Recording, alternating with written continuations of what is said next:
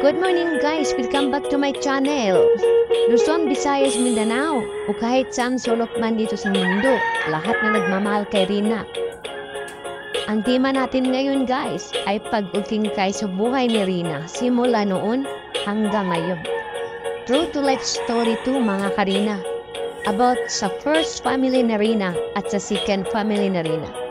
Ito po ang unang family ni Rina at ang nagbibigay buhay at nagsilang sa kanya dito sa mundo ng buhay. Hanggang ngayon, naabot siya sa pangidarong 14 years old. At dito sa edad na 14 years old guys, naranasan na ni Rina ang matinding depression sa buhay. Na hindi na alam sa first family kung ano ang gagawin.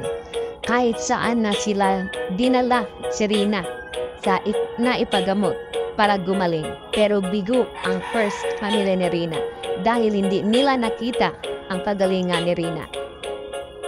Dahil sa awa at tulong ng Panginoon guys, nagkaroon si Rina ng pamalawang family, second family, ang Kalingap Bal Santos Matubang, na hanggang ngayon hindi siya binitawan. Dahil din sa mga sponsor na walang sawang pagsuporta kay Rina, kahit sa ang sulok ng mundo. Milyon-milyong pasasalamat sa inyo. Na hanggang ngayon, hindi niyo si Rina sinusukuan at binibitawan.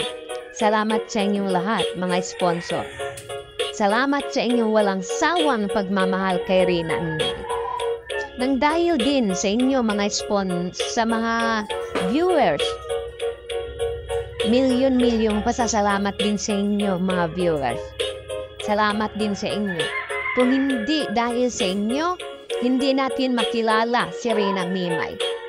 Milyon-milyong pasasalamat sa inyo mga viewers. At dito po nagtatapos ang aking video. Thank you for watching. Don't forget to subscribe my channel and follow my page. Ang inyong taga-subaybay, Rebecca Sisi. To God be the glory. Bye-bye po, mga Karina.